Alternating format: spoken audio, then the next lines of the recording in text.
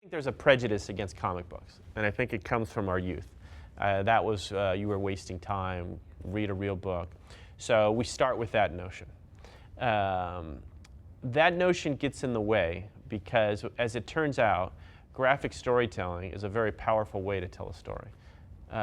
Or how I do it, which is text leads to drawing, leads to text, leads to drawing.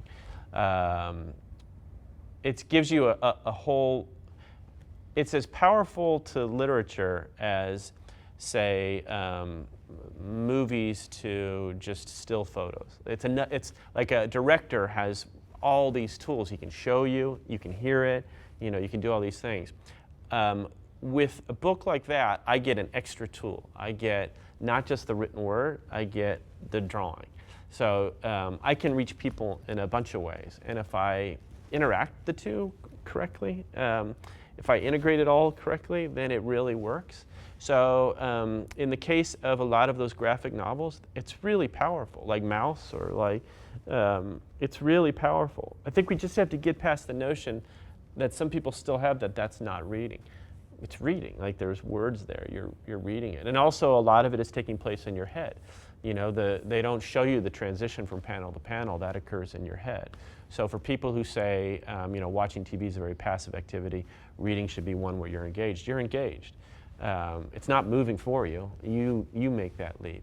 So it's powerful. It's a great way to tell a story. Yeah, it requires a particularly odd set of skills where you have to be able to draw and to write at least a little bit of each well. But yeah, I think that's why it's effective. And I think the sooner we get past that prejudice that comes with us from our youth, the better it will be, you know. And also you can really have fun. Like in the case of Timmy, Timmy is what somebody in literature would call an unreliable narrator. You just don't know what you can believe. So what I have fun with is Timmy says one thing and you see something that's not what he just told you. So you see right away how in left field he is. Like, and that's something I would have trouble doing in just a straight textbook, unless I switch narrators or, you know, and that's really fun. There's a whole bunch of stuff you could do with it. Yeah, it's powerful. Like there's a scene in the first Timmy book where his mom makes him give up the bear, and so they have to part. And you know, because of the way the book is, what a chapter should look like. But in this chapter, there's no words. He only gives you the drawing of him hugging Total. And there's something powerful about that because you know he normally talks to you. So if he doesn't talk to you in this one chapter and he only shows you a picture, it must be something too painful to talk about.